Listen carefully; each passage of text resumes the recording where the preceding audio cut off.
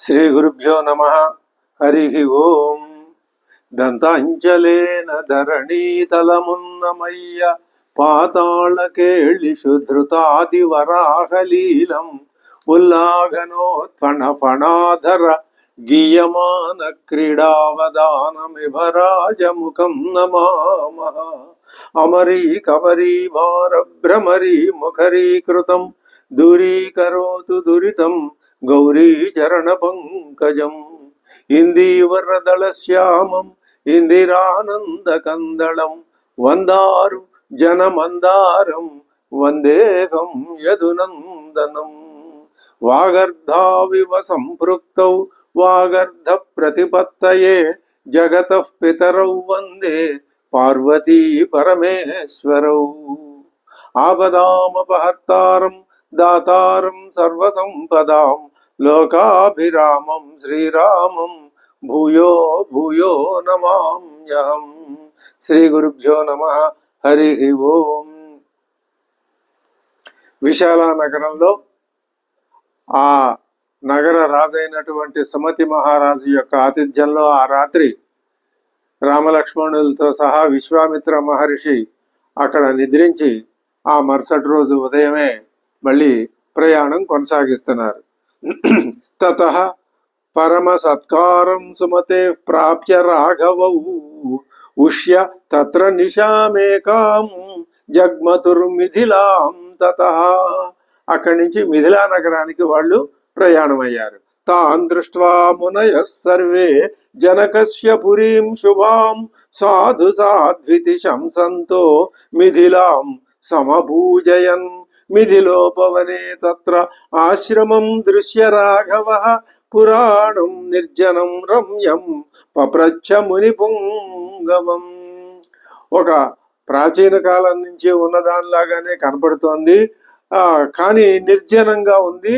నిర్జనంగా ఉన్నప్పటికీ కూడా ఒకప్పుడు రమ్యంగా ఉన్నదే అని అనిపిస్తూ ఉన్నటువంటి ఒకానొక ఆశ్రమాన్ని చూశాడు శ్రీరామచంద్రుడు.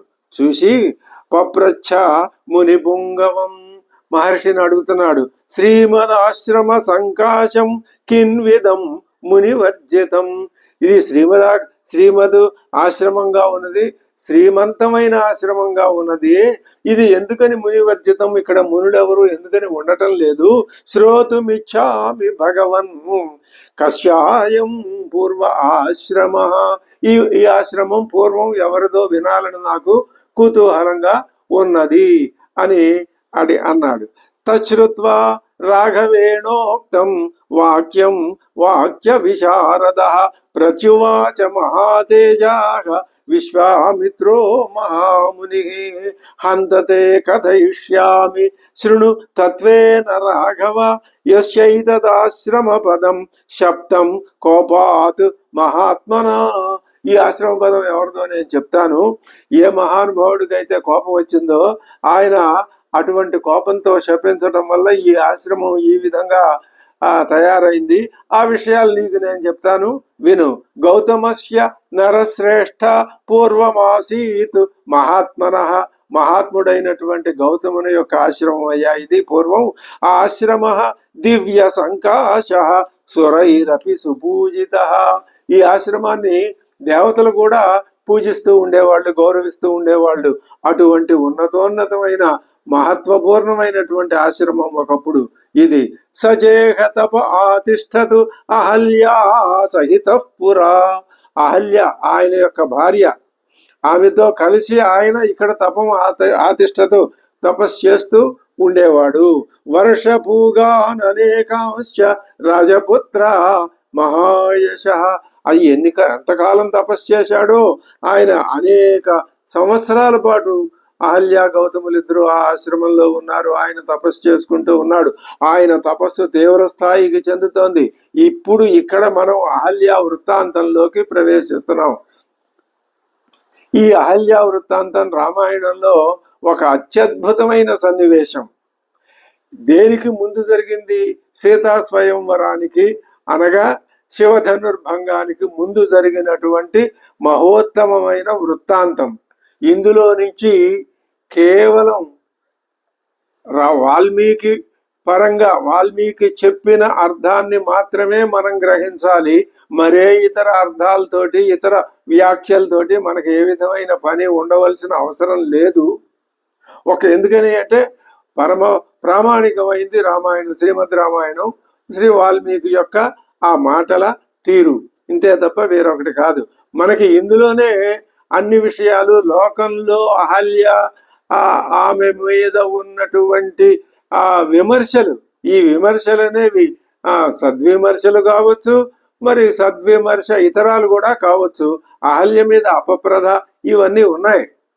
వీటన్నింటికి మనం జాగ్రత్తగా పరిశీలించి కథాగమనంలో ముందుగా, అందుకనే ప్రతి శ్లోకం చదువుకుంటేనే తప్ప మనకి ఇందులో విషయం మన అనుభవంలోకి, మన ఆలోచనలోకి రాదు.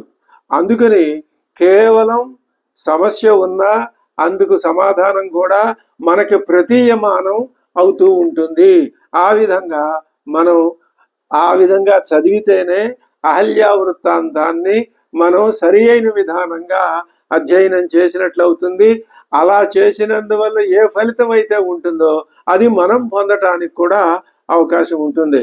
చూద్దాం ఈ కథాగమనం ఏ విధంగా ఉంటుందో. తస్యాంతరం విదిత్వాతు సహస్రాక్ష సచీపతి. వాల్మీకి కవిత్వంలో ఒక చక్కటి విశేషం ఉంటుంది.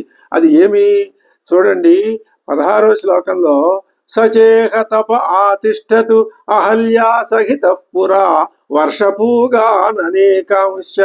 అనేక వర్ష సహస్రాలు ఆయన తపస్సు చేశాడని ఆ శ్లోకంలో చెప్పి వెంటనే మరే ఇతరమైనటువంటి ఉపోద్ఘాతం అవసరం లేదు, చెప్పదలుచుకున్న విషయాన్ని సూటిగా స్పష్టంగా ఏం చెప్తున్నాడు, తస్య అంతరం విదిత్వా. ఆయన ఒకసారి ఆశ్రమంలో లేడు, అది విదిత్వా తెలుసుకొని సహస్రాక్ష శచీపతి. శచీపతి ఆయన భార్య పేరు శచీదేవి, ఆవిడికి భర్త అయినా అతడు సహస్రాక్షుడు. అసలు ఇంద్రుడని చెప్పకుండా సహస్రాక్షుడనే మాటతోటే ప్రారంభించటం వలన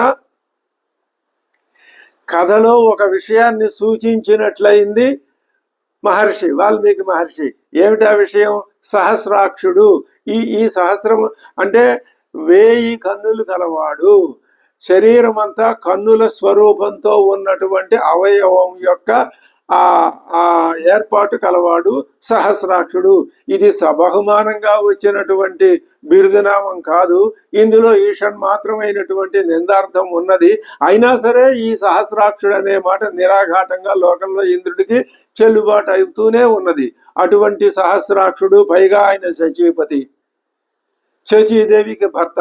శచీదేవి ఆవిడ గొప్ప ఇల్లాలు, మహాపతివ్రత, స్వర్గ నివాసిని, స్వర్గాధిపతి. ఆవిడ ఇంద్రుడికి ధర్మబద్ధమైనటువంటి భార్య. అటువంటి శచీదేవి భార్యగా కలిగిన వాడు అయినప్పటికీ సహస్రాక్షుడు అవటం చేత ఈ ఇంద్రుడు తస్య అంతరం విదిత్వా మునివేషధర అహల్యాం ఇదం వచనం అబ్రవీత్. స్పష్టంగా సూటిగా అర్థమయ్యేటట్లు ఏ విధమైనటువంటి సందేహాలకి చోటు లేకుండా చెప్పడమే వాల్మీకి యొక్క కవిత్వంలో ఉన్న విశేషం. ఆయన మునివేషధర. సహస్రాక్షుడు ఇంద్రుడుగా రాలేదు, మునివేషం ధరించి. ఇక్కడ ముని ఎవరు? గౌతముడే. గౌతముడు ఆశ్రమంలో లేడని తస్య అంతరం విదిత్వా. ఆ భేదం ఏర్పడిందంటే అక్కడ ఆయన యొక్క లోటు ఏర్పడింది, లేడుగా. అది చూసుకుని ఈయన ఆ వేషం ధరించి వచ్చాడు అని ఒక్క శ్లోకంలో స్పష్టంగా కథ ఎంత ముందుకి తీసుకుని వెళ్ళిపోయాడో మనం అవగాహన చేసుకోవచ్చు. అది ఆదికవి యొక్క రచనా సంవిధానము. అంటే ఋతికాలం ప్రతీక్షంతే నార్ధిన స్వసమాహితే సంగమం త్వహమిచ్చామి త్వయా సహ సుమధ్యమే. ఈ 2 శ్లోకాలకి మధ్యలో ఒక చిన్న సంభాషణ జరిగినట్టు మనం ఊహించవచ్చు. ఆయన వచ్చి మహేంద్రుడు వచ్చి అహల్యని ఆమెతో సంగమాన్ని కోరాడని, ఆమె ఇది ఋతుకాలం కాదని సమాధానం చెప్పిందని, దాని మీదట మళ్ళీ ఇంద్రుడు సమాధానం చెప్తున్నాడని మధ్యలో ఒక సంభాషణని తీసివేసినా సరే అర్థభంగం కానియకుండా ఆ శ్లోకార్థం మనకి సమన్వయం చక్కగా అవుతోంది. ఋతుకాలం ప్రతీక్షంచే నా అర్ధిన సుసమాహితే. నువ్వు నా పట్ల సమాహితవుగా ఉన్నావని నాకు తెలుసు. అదే ఆమె యొక్క లోపంగా కూడా పరిణమించింది. లోపాలు అందరికీ ఉంటాయి, ఎవరికి లేవు? ఒక్క పరమాత్మకి. అంటే శ్రీ మహావిష్ణువు మరి పరమేశ్వరుడు బ్రహ్మ త్రిమూర్తులు ఒకటే. ఆ పరమాత్మకే లోపం అనేది లేదు. ఇప్పుడు మనం ఆ పరమాత్మ కూడా ఒక లోపాన్ని అంటగట్టవచ్చును. ఎలాగా? అక్కడ రజ్జు ఉంది, ఆ రజ్జువుని చూసి మనం ఏమనుకుంటున్నాం? అసలు రజ్జువు అనే ధ్యాసే లేదు, అది సర్పం అనుకుంటున్నాం. సర్పంగా కనపడింది ఎవరు? రజ్జువే. మరి ఆ పొరపాటు ఎవరిది? రజ్జువుదే. ఎన్ని చెప్పినా, ఎంత చెప్పినా, ఎన్ని అవునన్నా ఎన్ని కాదన్నా తాను రజ్జువుగా ఉండి రజ్జువుగా కనపడవచ్చు కదా, కనపడదు. ఎందుకని కనపడదు? అదే మాయ. మాయను ఎవడైతే యా మా సా మాయ, ఏది లేదో అదే మాయ.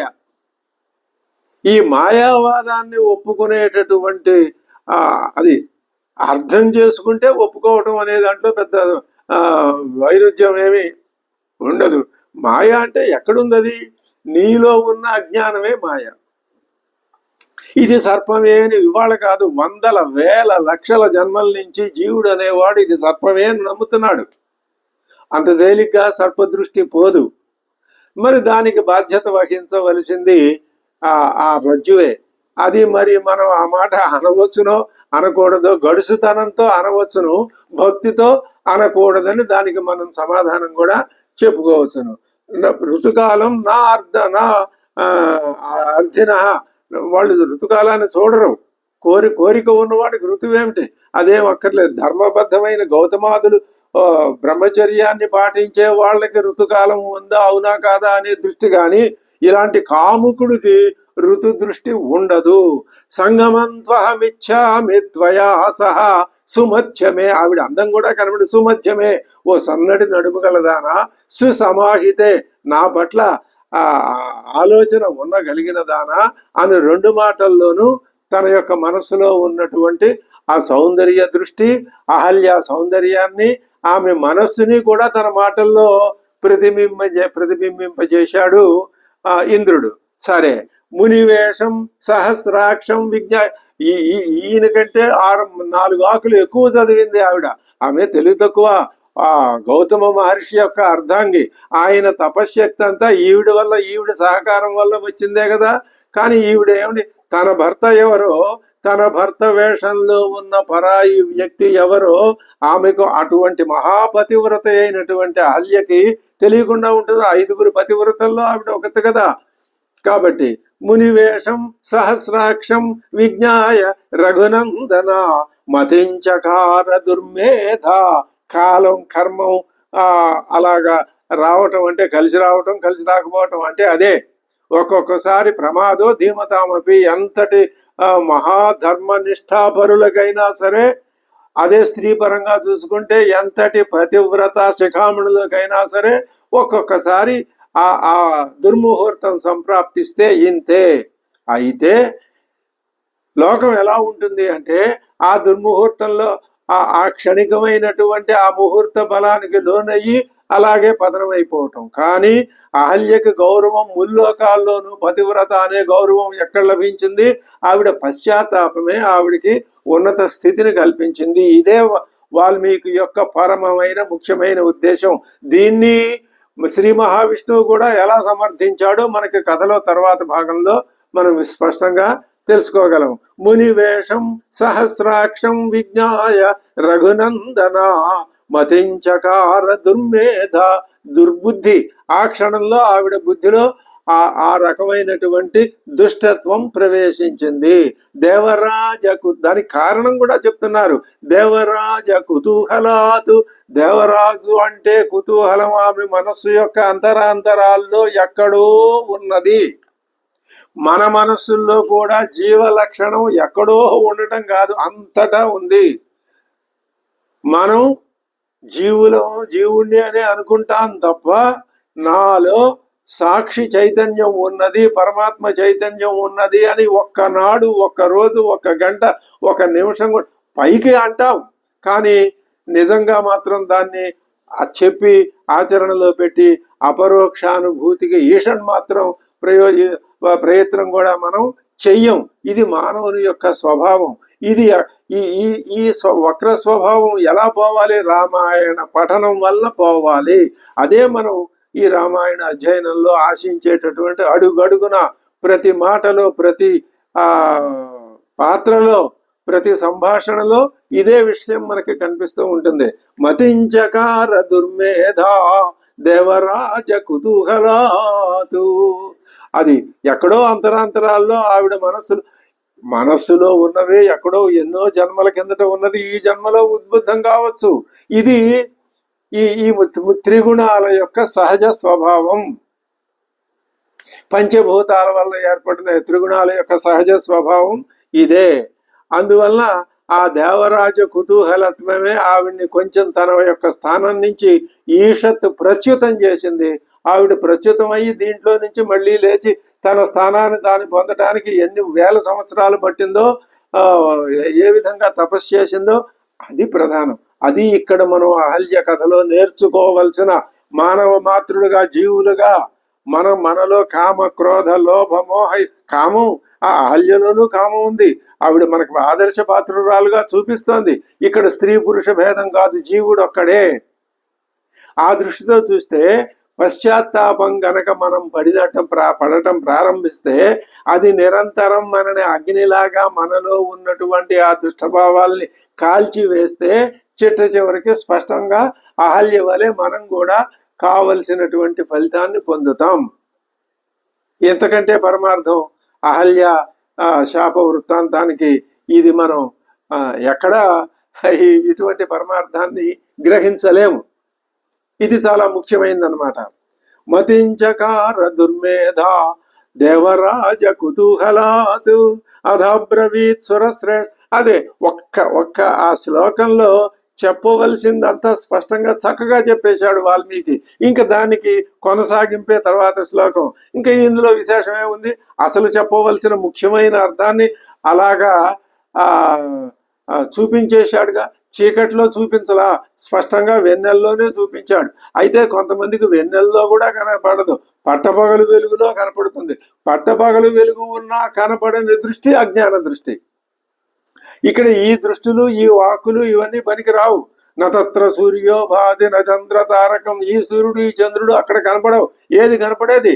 నీలో ఉన్న ఒక జ్ఞానమే నీకు ఆ వెలుగుని ప్రసరింపజేసి కనపడింపజేస్తుంది తప్ప మరేది కాదు.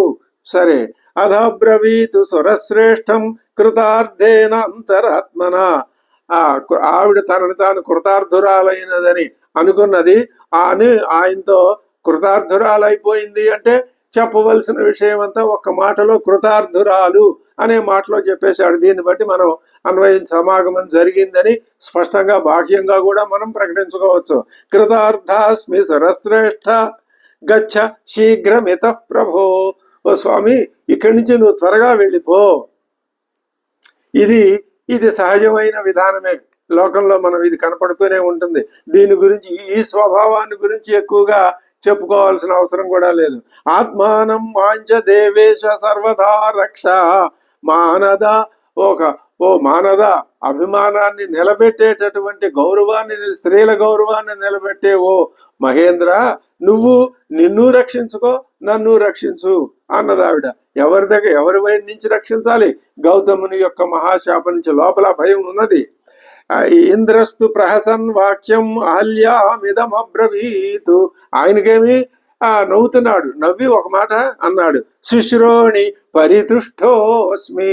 ఓ శుశ్రోణి, ఓ గురు జగనవతి, నేను నీ యొక్క ఈ ఆతిథ్యం వల్ల నేను పరితుష్టోస్మి, నేను సంతృప్తిని పొందాను. గమిష్యామి యథాగతం, ఎలా వచ్చానో అలాగే వెళ్ళిపోతాను. ఏవం సంగమ్యతు తదా నిశ్చక్రామ ఉటజాతత. పర్ణశాలలో నుంచి ఈ విధంగా చెప్పి సంగమానంతరం ఆయన బయటికి కాలు పెట్టాడు. సంభ్రమాత్ త్వరన్ రామా శంకితో గౌతమం ప్రతి. అప్పుడు గౌతముడు వస్తాడేమో అనే భయం ఆయనకు కలిగింది. అప్పటిదాకా భయం కలగలేదు. ఆ భయంతోనే ఆయన ఉటజం నుంచి బయటికి కాలు పెట్టాడు. గౌతమం సదర్శాధ ప్రవిశంతం మహామునిం. నాటకీయం అంటే ఇదే మహాకావ్యం. ఇది ఆది కావ్యంలో నాటకీయత ఉన్నది, కావ్య రమణీయత్వము ఉన్నది. మరి అన్ని రకాలైనటువంటి కథన శైలి, అలంకారాలు ఇవన్నీ రామాయణంలో మనకు అడుగడుగునా దర్శనమిస్తూనే ఉంటాయి. గౌతమం సదర్శ అధ ప్రవిశంతం మహామునిం. ఇది విధి అంటే ఇదే. సరిగ్గా అదే సమయానికి గౌతముడు కూడా వచ్చాడు. దేవదానవ దుర్ధర్షం. ఆ గౌతముడు ఎలాంటి వాడు? దేవతలకే కాదు, రాక్షసులకు కూడా దుర్ధర్షుడు. ఆయన్ని ఎవరు తపశ్శక్తిలోనే కాదు, ఆయన ఏ విధంగానూ ఎవరు ఆయన లొంగదీయలేరు, ఆయన్ని ఏమీ చేయలేరు. ఎందువల్ల తపో బల సమన్వితం. అంతటి తపస్సు కలవాడు ఈ ఇంద్రుడు. ఆయన ముందెంత? ఆయన తీర్థోదక పరిక్లిన్నం. ఆయన శరీరం అంతా తడిచిపోయి, అంటే తీర్థోదకంలో ఆ నదిలో మునిగి స్నానం చేసి తడి వంటితో తడి బట్టలతో వస్తున్నాడు ఆయన లోపలికి. దీప్యమానమివానలం. అగ్ని నీళ్లలో ప్రకాశించదు, కానీ ఈయన తడితో ఉండి కూడా అగ్నిలాగా ప్రవేశిస్తున్నాడు. అంటే జలములు ఆయనను ఏమీ చేయలేవు. ఆయనలో ఉన్నటువంటి అగ్ని తేజాన్ని జలములు తడపలేవు. ఇది గౌతమ మహర్షి యొక్క గొప్పతనాన్ని ఎంత అద్భుతంగా, ఎంత ఉదాత్తంగా, ఎంత ఉన్నతంగా, ఎంత సవివరంగా వాల్మీకి చక్కగా వర్ణించి చెప్తున్నాడు. అది తపశ్శక్తి యొక్క ప్రభావం. ఈ ఈ ఇంద్రుడి కర్మ ఈ విధంగా కాలిపోయి ఇతడు దీంట్లో పడ్డాడు. దీని ఏమంటారు, డిఫెన్స్ అంటారు, అందులో పడ్డాడు. సరే, తీర్థోదక పరిక్లిన్నం దీప్యమానమివానలం గృహీత సమిధం తత్ర సకుశం ముని పుంగవం. చేతిలో దర్భలున్నాయి, మరి సమిధలున్నాయి. వచ్చాడు ఆయన. దృష్ట్వా సురపతి స్త్రస్త వివర్ణ వదనో భవతు. ముఖం అంతా వివర్ణమైపోయింది, పాలిపోయింది. భయం అంతా ముఖం స్పష్టంగా కనపడిపోతుంది. ఇంద్రుడు లాగా లేడిప్పుడు. ఆయన భయపడిపోయి గజగజ వణికిపోతున్నాడు. అధ దృష్ట్వా సహస్రాక్షం. మళ్ళీ సహస్రాక్షం అంటున్నాడు. ఇప్పుడు ఈయనకి ఆయన సహస్రాక్షుళ్లాగా కనపడ్డాడు. ఎన్నిసార్లు? 2 సార్లు ఉపయోగించాడు వాల్మీకి ఈ మాటని. ముని వేషధరం. ముని వేషధరుణ్ణి ముని చూశాడు. అంటే తనని తాను చూశాడు. తన వేషాన్ని ధరించిన సహస్రాక్షుణ్ణి చూశాడు. దుర్వృత్తం. ఎటువంటి వాడు? సద్వృత్తుడు కాదు, మంచి నడవడిక కలవాడు కాదు. దుర్వృత్తం. ఈయన అలాంటి వాడు. వృత్త సంపన్న. చక్కని అగ్ని సమానమైనటువంటి ఆ తేజస్సుతో వెలిగిపోతూ ఉన్నటువంటి మహర్షులలో ఉత్తమోత్తముడై తపస్సంపన్నుడైనటువంటి వాడికి ఎటువంటి చరిత్ర, ఎటువంటి నడవడి ఉంటుందో అటువంటి నడవడి ఆచార వ్యవహారవంతుడు గౌతముడు. రోషాద్వచనమబ్రవీత్. అది ప్రధానం. అంతటి గౌతముడు కూడా రోషాన్ని పొందాడు. ఆయన అంతే. ఆయన ఇప్పుడు ఎప్పుడైతే రోషం, కోపం వచ్చిందో ఆయన ఇంతవరకు సంపాదించినటువంటి తపశ్శక్తి కొద్దిగా వెలితి పడింది. అదే ఇంద్రుడికి కావాల్సింది. ఇంద్రుణ్ణి మనం తక్కువ చేసి చెప్పటం సందర్భాన్ని బట్టి చెప్పవలే, కానీ ఇంద్రుని యొక్క స్థానం అదే. ఆ ఇంద్రుడి స్థానం ఇంద్రుడిదే. ఆయనకి దేనికి అధికారి అంటే, ఎవరైతే దీర్ఘకాలం తపస్సులో మునిగి ఉండి తీవ్ర తపస్సు చేస్తున్నారో వాళ్ళ యొక్క తపస్సుకి భగ్నం కలిగించటం ఇంద్రుడి యొక్క అధికారం. ఎందుకు భగ్నం కలిగించాలండి అంటే, తన పదవికి భంగం రాకుండా అని పైకి కనిపించేటటువంటి అది సమాధానం. కానీ నిజానికి అది ఇంద్రుడి ఉద్దేశం అది కాదు. ఏమి అంటే, ఆ తపస్సు చేస్తున్నటువంటి వ్యక్తి యొక్క తపస్సు నిజమైనదా, నిజాయితీతో కలిగిందా, పైదా? ఏదైనా ఆటంకం కలిగిస్తే ఆగిపోతుందా? విశ్వామిత్రుడు ఎన్నిసార్లు తపస్సు చేశాడు, మరి ఏ విధంగా అందులో నుంచి జారి మళ్ళీ పైకి ఎగబాకి ఇలా చేశాడు? అదంతా ఆయనే కదా కల్పించింది, ఇంద్రుడే కదా. అదే విధంగా గౌతముడికి కూడా పరీక్ష పెడుతున్నాడు ఇంద్రుడు. ఆ పరీక్షలో తానే ఎవరినో అప్సరస్సును పంపించి ఉంటే ఇతర కథల్లో లాగా ఆ కథ వేరుగా ఉండేది. కానీ అహల్య కథ ఎందుకు ఇంత ప్రాముఖ్యతకి వచ్చింది అంటే, ఇంద్రుడు తానే స్వయంగా పరీక్షించే అధికారిగా వచ్చాడు, ఒక బోర్లా పడ్డాడు. ఇది లోకానికి ఒక గుణపాఠం. ఇంద్రుడికి గుణపాఠం, గౌతముడికి గుణపాఠం, అహల్యకి గుణపాఠం, ఈ ముగ్గురితో పాటు జీవులం అనిపించుకుంటున్న మనకి గుణపాఠం. మనం కూడా నేర్చుకోవలసిన అతి ముఖ్యమైన అంశం తపస్సు. తపస్సు అంటే తీవ్రమైన కోరిక ఆ జీవభావాన్ని విడిచిపెట్టడానికి. అదే చెప్తున్నాడు. అధ దృష్ట్వా సహస్రాక్షం మునివేషధరం ముని దుర్వృత్తం వృత్త సంపన్నో రోషాత్ వచనమబ్రవీత్ మమ రూపం సమాస్థాయ కృతవానసి దుర్మతే. ఓ దుర్మతి, నువ్వు నా రూపాన్ని ధరించి నువ్వు వస్తావా? అకర్తవ్యమిదం, ఈ విధంగా నువ్వు చెయ్యకూడదు, చేసి ఉండవలసింది కాదు. నువ్వు ఎంత ఇంద్రుడు అయినా కావచ్చు గాక, ఇది నీకు తగిన చేష్ట కాదు. అకర్తవ్యమిదం తస్మాత్ విఫలస్త్వం భవిష్యసి. ఇప్పుడు రెండు భావాలు చెప్పుకోవచ్చు. నువ్వు విఫలుడివి, నువ్వు ఏ ఫలాన్ని ఆశించి వచ్చావో ఆ ఫలం నీకు దక్కదు. ఏమిటా ఫలం అంటే, నన్ను పరీక్షించడానికి వచ్చావు, నన్ను పరీక్షించడానికి నువ్వెవరివి? ఆ ఫలితం నీకు లేదు అంటే నన్ను పరీక్షించే శక్తి నీకు లేదు. నన్ను పరీక్షిస్తే ఏ ఫలితం నీకు వస్తుందో ఆ ఫలితం నీకు లేదు. కానీ లౌకిక అర్థం ఏం చెప్తున్నారు? విఫల విగత వృషణుడవు కమ్ము అని పైకి అర్థం. ఇప్పుడు కథలో ఎప్పుడూ కూడా సంకేత పదాలు, సంకేత అర్థాలు, సంకేత నామాలు, సంకేత సంఘటనలు, ఆ కథ అలా జరుగుతూనే ఉంటుంది. దానిలో నుంచి మనం ఆ కథా గమనంలో నుంచి ఏం గ్రహిస్తామా అన్నది మన యొక్క ఆలోచన శక్తి మీద, మన యొక్క పరిణత ధీశక్తి మీద ఆధారపడి ఉంటుంది. విఫలుడు కమ్ము అన్నాడు.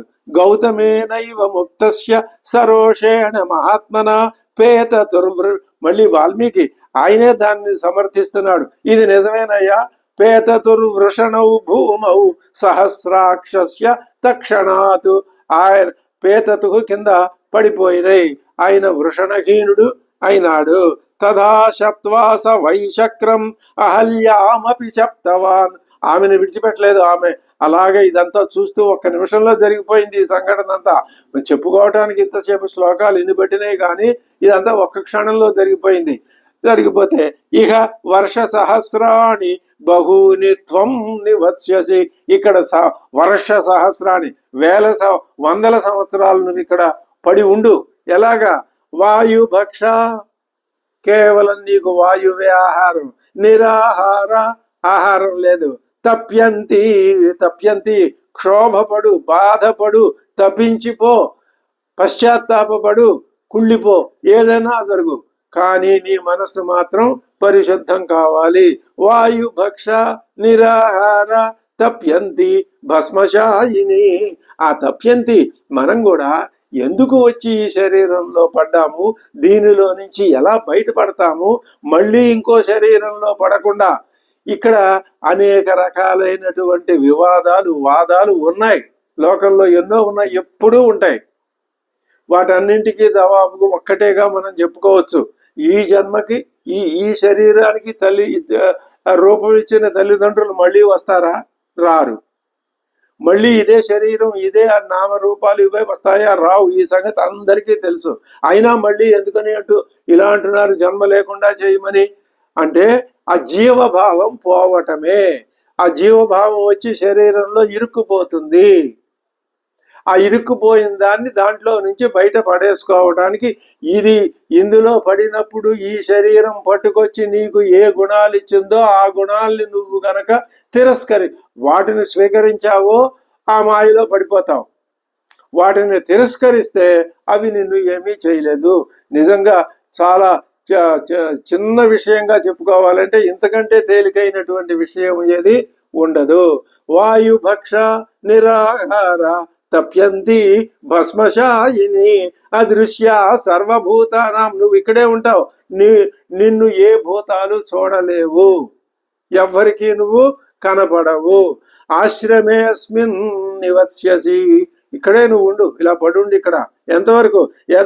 అసలు ఆవిడ బాధపడటం, అడగటం, కాళ్ళు ఇవంతా ఏం లేదు. ఎంత అద్భుతంగా కథని సంవిధానం ఎలా చకచక నడిపిస్తున్నాడో మహర్షి. చూడండి, అన్నీ ఆయనే చెప్పేస్తున్నాడు. ఇంద్రుడితో చెప్పిన ఒక్క నిమిషంలో ఒక్క మాటలో మొత్తం చెప్పాడు. అహల్యని శపించిన విధానం కూడా, శాపం అనే మాట కూడా ఎక్కడా ఉపయోగించలేదు మహాకవి. ఏమంటున్నాడు? వాయుభక్ష నిరాహార తప్యంతి భస్మశాయిని అదృశ్య సర్వభూతానాం ఆశ్రమేస్మిన్ నివస్యసి. ఇక్కడే ఉంటావు, నివసిస్తావు, నువ్వు బతికే ఉంటావు, చచ్చిపోవు. కానీ ఎవరికి కనపడవు. ఎవరికి కనపడతావు? ఎప్పుడు కనపడతావు? నీ ప్రారబ్ధం తీరి నీ శిక్షకి నీకు పడిన శిక్ష పూర్తయినప్పుడు నీ పాపం పరిపక్వం అయినప్పుడు నీవు ఇతరులకు కనపడతావు. ఆ ఇతరులు ఎవరు? సాక్షాత్ పరమాత్మే నీ దగ్గరికి వచ్చినప్పుడు అప్పుడు నువ్వు పునీతురాలు అవుతావు. మరి అహల్య, సీత, సాధ్వి అని చెప్పినటువంటి పంచపతివ్రతల్లో నువ్వు ఒకదానివిగా మొదటి దానివిగా గౌరవింపబడతావు. లోకమంతా నిన్ను అమ్మవారుగా కీర్తిస్తుంది. దోషాలు మానసికమైన దోషం పెద్ద అది దోషం కాదు. మానసికమైన దోషాన్ని పోగొట్టుకోవడానికి చేసే తపస్సే ప్రధానం. ఇప్పుడు ఈ ఋషులందరూ తపస్సు చేస్తున్నారు అంటే అది ఇలాంటిది ఏదో ఉండే ఉంటుంది అక్కడ. ఏ దోషాన్ని పోగొట్టుకోవడానికి ఋషులందరూ, వశిష్ఠాది మహర్షులందరూ, వందల మంది వేల మంది పురాణాల్లో ఉన్న ఋషులందరూ ఎందుకు తపస్సు చేస్తున్నారు? జీవభావాన్ని పోగొట్టుకోవడానికే. ఇక్కడ కథా కల్పన కాబట్టి ఒక రమణీయమైన కల్పన కథారూపంగా వాల్మీకి చేసి మన ముందు పెట్టి ఇది మనని ఎంత బాగా ఆకర్షిస్తే ఈ కథ మనలో అంత అటువంటి భావ పరిణామం జరిగి మనకి కూడా ఆ తపశ్శక్తి అనేది అలవాటు పడుతుంది అని ఆ కథని చెప్పటంలో వాల్మీకి యొక్క ఉద్దేశం అయినట్లుగా మనం భావించవచ్చు. ఇలా భావించటంలో ఏ విధమైన విప్రతిపత్తి ఉండాల్సిన అవసరం లేదు. యదా చైతద్వనం ఘోరం రామో దశరథాత్మజ. ఆయన త్రికాలజ్ఞుడు. రాముడు వస్తాడు, రాముడు అవతారం ధరిస్తాడని ఈయనకి తెలుసా? తెలిస్తే వెళ్ళి దశరథుడితో చెప్పసు. ఇలాంటివన్నీ అప్రస్తుత ప్రసంగాలు, అనవసరమైన మాటలు, అలాంటివి చెప్పకూడదు. యదా చైతద్వనం అలా చెప్పినందువల్ల గౌతమ మహర్షి యొక్క తపశ్శక్తిని అవమానించినట్లు అవుతుంది. యదా చైతద్వనం ఘోరం రామో దశరథాత్మజ ఆగమిష్యతి దుర్ధర్ష తదా పూతా భవిష్యసి. అప్పుడు నీలో ఉన్నటువంటి ఈ కామం, క్రోధం, లోభం, మోహం, మదం, మాత్సర్యం ఇవన్నీ శుభ్రంగా తుడిచివేయబడి నీ యొక్క అసలు స్వరూపం నీకు తెలుస్తుంది. అసలు స్వరూపం తెలుసుకోవటమే మోక్షం. ఏమిటి అసలు స్వరూపం? సర్పం కాదు, రజ్జువు. రజ్జు జ్ఞానమే అసలు స్వరూపం. ఇక్కడ రజ్జు జ్ఞానం ఏది అంటే జ్ఞానమే. ఏ జ్ఞానం? ప్రజ్ఞానం. ఆ ప్రజ్ఞానమే పరమాత్మ, ఆ ప్రజ్ఞానమే నేను. ఎక్కడున్నా జ్ఞానం జ్ఞానమే, నాలో ఉండి నీలో ఉండి. ఈ ఉపాధి ఆయన శ్రీ మహావిష్ణువు ఉపాధి. ఆయనే మహావిష్ణువేం గొప్పవాడా? ఆ మహావిష్ణువు అనే ఉపాధిలో ప్రవేశించిందిగా ఆ జ్ఞానం. ఇక్కడ నా పేరుతో ఉన్న ఈ ఉపాధిలో ప్రవేశించింది. నేను దీంట్లో నుంచి బయటపడతాను, ఆయన అసలు దాంట్లోనే పడలేదు, నేను దీంట్లోనే పడలేదు అనుకుంటే దీంట్లో నుంచి బయటపడటం మనకు చాలా తేలిక అవుతుంది. అంతే తప్ప ఇది నిజం అనుకుంటే వందలు కాదు లక్షల కోట్ల జన్మలు ఎత్తినా ఇది పోదు. ఇది నిజం కాదు కాబట్టే పోతుంది. ఏది నిజం? నిజం ఎప్పుడూ ఒక్కటే ఉంటుంది, అదే పరమాత్మ. ఏకం వస్తు ఏకం సత్ విప్రా బహుధా వదంతి. ఎందుకు బహుధా చెప్తున్నారు? నీకు అర్థమయ్యేటట్టు చెప్పడం కోసమే. ఇంకంతకంటే వేరే ప్రయోజనం వాళ్ళకేముంటుంది? ఉండదు. యదా చైతద్వనం ఘోరం రామో దశరథాత్మజ ఆగమిష్యతి దుర్ధర్ష తదా పూతా భవిష్యసి. అప్పుడు నువ్వు పవిత్రురాలు అవుతావు. ఇప్పుడు అపవిత్రురాలు అయినావా? ఎప్పుడు? ఇది ఆభాస, అది నిజం. నీ నిజస్వరూపం నీకు తెలుస్తుంది. తస్యాతిథ్యేన దుర్వృత్తే లోభ మోహ వివర్జిత మత్సకాశే ముదా యుక్త స్వం వపుర్ధారయిషి. అప్పుడు నీ యొక్క సహజమైన అందం, నీ శరీరం, నీకు అన్నీ వస్తాయి. నా సకాశంలో నా ఎదురుకుండా నువ్వు సంతోషంతో అప్పుడు మళ్ళీ నిలబడగలవు. నీలో ఉన్న లోభం మోహం వివర్జిత పోతాయి. ఇవి పోగొట్టుకోవటం అసాధ్యం. చెప్పటానికి చెప్తారే గాని, చెబుతామే గాని, చెబుతున్నామే గాని ఇవి పోవటం అంత తేలికైన విషయం కాదు. యత్నే కృతే యదిన సిద్ధ్యతి గోత్ర దోష. మనం యత్నం చేయకుండా ఏది సిద్ధిస్తుంది? యత్నం చెయ్యాలి పోగొట్టుకోవటానికి. దేన్ని? ఇదిగో అమ్మవారు ఏ విధంగా లోభమోహాలు పోగొట్టుకున్నదో అదే విధంగా లోభమోహాల్ని ఎటువంటి పరిస్థితుల్లోనూ మనస్సు లోభమోహాలకి లోబడకుండా వాటికి అతీతంగా ఉండే స్థితిని సాధించాలి. తెలిసి సాధించాలి. తెలియకపోతే దానికి లోబడిపోతాము. తస్య ఆతిథ్యేన దుర్వృత్తి. ఆయనకు ఆతిథ్యం ఇయ్యి. ఇప్పుడు మనం చేసే పని అయితే రోజు శ్రీరాముడు ఆలయానికి వెళ్ళి నమస్కారం చేస్తున్నాం, ఆతిథ్యం ఆయనకి ఇస్తున్నాం, షోడశోపచార పూజ చేస్తున్నాం, రామనామ పండగ చేస్తున్నాం, నిరంతరం రామనామాన్ని ధ్యానిస్తున్నాం, రామనామ స్తుతులు ఎన్నో చదువుకుంటున్నాం. ఇవన్నీ బాహ్య ఉపలక్షకాలే. దేనికి ఇవన్నీ ప్రేరకాలు? లోపల ఉన్నటువంటి నిజమైన రామభక్తికి. నిజమైన రామభక్తిని కూడా కొంతకాలానికి దాన్ని కూడా విడిచిపెట్టి పరమాత్మ స్వస్వరూప జ్ఞానాన్ని పొందటమే. అంతే తప్ప ఇందులోనే కూర్చుంటే మళ్ళీ ఇది కూడా పట్టుకుంటుంది, ఇది వదిలిపెట్టదాం.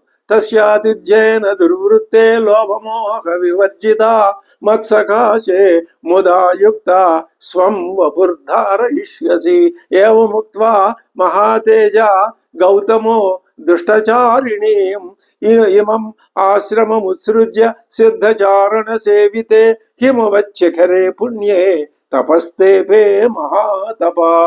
అక్కడి నుంచి ఆయన ఈ ఆశ్రమాన్ని విడిచిపెట్టాడు. మరుక్షణం వెళ్ళిపోయాడు. ఎక్కడికి?